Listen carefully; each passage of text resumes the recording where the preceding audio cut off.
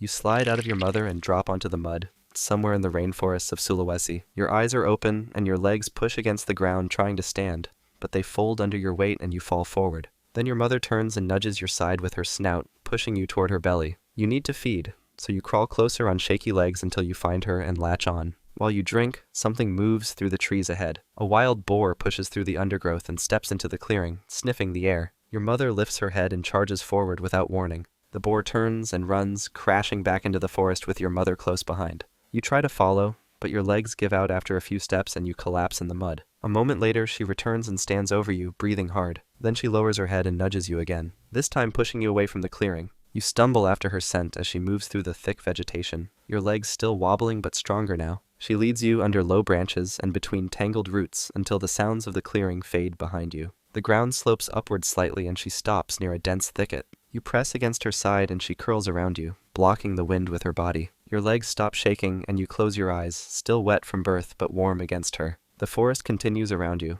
but for now, you stay hidden in the undergrowth with your mother standing guard. For now, you stay close. But soon, you'll need to learn what's safe to eat and what isn't. You're 2 weeks old now. Your mother walks ahead of you through the forest and you follow her movements, watching as she lowers her snout to the ground and pushes through the leaf litter. She digs up a piece of fallen fruit and eats it in 2 bites, then moves to a rotting log and tears at the bark with her teeth. Something small crawls out, and she snaps it up before continuing forward. You need to learn how to find food, so you copy what she does. You push your snout under a piece of bark and flip it over, and underneath you find a fat white grub wiggling in the dirt. You bite down and swallow it whole. That's your first meal without milk. Then your mother walks to a large mound of dried mud with holes scattered across its surface. She pushes her snout against it and breaks it open, and hundreds of termites spill out in every direction. You rush forward and push your way beside her, licking up the insects as they scatter across the ground. Your tongue catches dozens of them before the rest disappear into the soil. But then she stops moving and lifts her head, staring at something ahead. You look up and see a python hanging from a low branch just a few body lengths away. Its head is pointed toward both of you, but it doesn't move.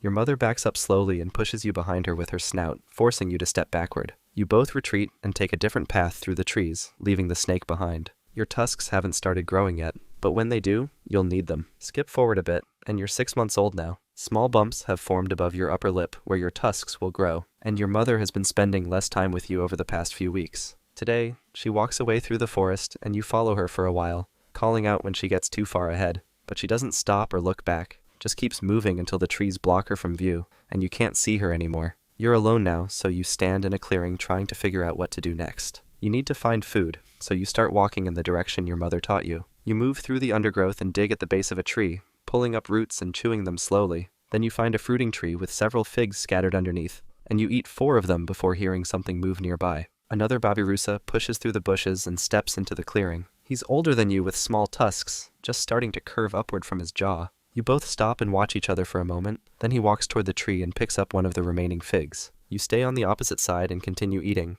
and neither of you moves closer to the other. After a while, he finishes and walks away without looking at you. You eat the last fig and stand there alone again, listening to the sounds of the forest around you. Your stomach is full, but you don't know where to go next, so you start walking in a new direction, following a trail through the undergrowth that looks like it's been used before. You won't stay alone forever. Soon, you'll need to figure out where you stand. You're 2 years old now. Your tusks have grown upward from your upper jaw and curve back toward your face, and while they're still short compared to older males, the tips are sharp and visible when you open your mouth. You're walking through the forest when you come across a mud wallow with mineral-rich soil exposed along the edges, and you need the minerals to stay healthy, so you start moving toward it. But then another male steps out from behind a tree and walks into the clearing. He's older than you with tusks that are longer and thicker, curving back almost to his forehead. You both stop and look at each other. Then he takes a step forward and lowers his head slightly. You need access to the wallow, so you mirror his movement and lower your own head, holding your ground instead of backing away. He rushes forward without warning and rams his shoulder into yours with enough force to push you sideways. You stumble but stay on your feet,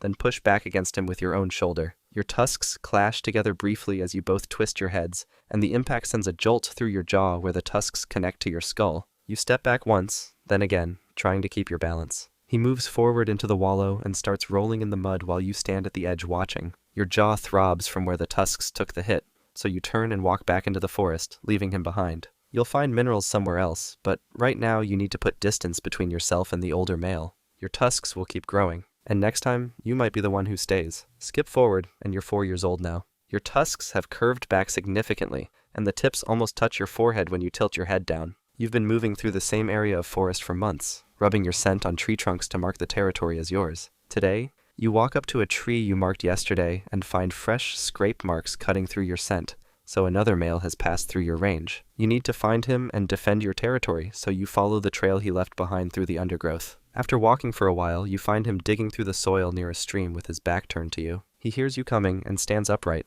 turning to face you with his tusks on full display. Yours are longer now than they were 2 years ago, so you hold your ground and stare back at him. You both start circling slowly, keeping your eyes locked on each other. Then he charges forward and you meet him head on, and your tusks clash together twice with enough force to snap your head backward. He tries to push you toward the water, but you brace your legs against the ground and push back. And after several more exchanges, where neither of you gives much ground, he backs off first and moves upstream. You stay at the stream and lower your head to drink, then roll in the mud along the bank to cool yourself down. The other male disappears into the forest and doesn't come back. You've won this time, and the territory is still yours. You've claimed this ground, but you're not the only one who wants it. You're 5 years old now. You've been traveling more than usual over the past few days, following a scent trail through parts of the forest you don't usually visit. The trail leads you to a clearing where a female Babirusa is feeding on fallen fruit scattered across the ground. You need to mate with her to pass on your genes, so you start walking toward her slowly. She lifts her head and watches you come closer but doesn't run away. You move right up beside her and she turns slightly, raising her head higher.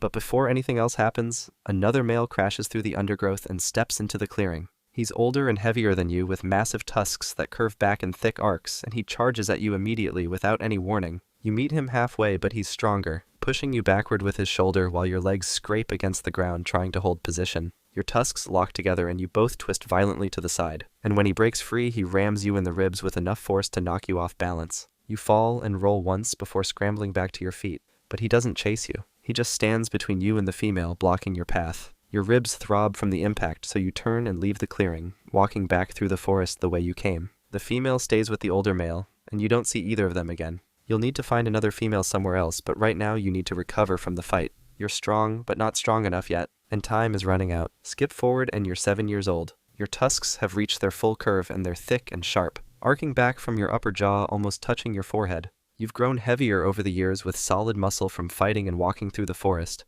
and today you decide to return to the same territory you tried to claim 2 years ago. The male who beat you back then is still here, and you find him feeding at a fruit tree near the stream. He turns when he hears you coming and displays his tusks, but his movements are slower than you remember, and his tusks look worn with cracks near the base where they connect to his jaw. You need this territory for yourself, so you step forward and he backs away without even trying to fight. You walk up to the tree and start eating the fallen fruit, while he watches from several body lengths away. After a few minutes, he turns and walks off into the forest, leaving you alone at the tree. That's when you know the territory is yours now. Later, you're walking near the mineral wallow when you see a female digging at the edge of the mud. You need to mate with her to reproduce, so you move toward her slowly. She lifts her head and watches you come closer, then allows you to walk right up beside her. You mount her from behind and mate briefly, and when it's over, she walks away without looking back. You don't follow her because males don't raise offspring. You return to the wallow and lie down in the mud, rolling onto your side to cover yourself. You're alone again, but the territory belongs to you, and you've successfully mated. You've reached your peak, but nothing lasts forever. You're 9 years old now. Your tusks have grown too long and the tips curve dangerously close to your skull, and one of them has pierced through the bone slightly, so there's constant pressure against your head. You've been moving slower over the past few months and eating less, and you avoid other males when you see them in the distance because fighting would make things worse. Today, you're digging for roots near a steep embankment where the soil is loose from heavy rain. Your tusk catches on something below the surface and wedges between thick roots, so you pull back trying to free it. But it doesn't come loose, so you twist your head sideways and the tusk shifts deeper into your skull. Your head throbs and you jerk harder, trying to break free. Then the embankment gives way beneath your front legs. The ground collapses, and you slide forward with your neck twisting as you drop, and your tusk tears through bone as your body falls. You hit the ground below, and your legs fold under your weight, and you don't move again after that. Your body lies at the bottom of the slope with your head bent at an angle and your tusks still curved back toward your face. The forest continues around you with insects moving through the undergrowth and birds calling from the trees above. Within a day, other animals will find you. Within a week, there won't be much left. Your tusks grew your entire life, curving back in arcs that helped you win fights and claim territory. But they never stopped growing, and eventually they grew too long. That's how it ends for most male Babirusas. The same thing that kept you alive is what kills you in the end. Life as a Babirusa might be rough, but there's another animal out there that has it way worse. Trust me, it's wild. Check out the video and see for yourself.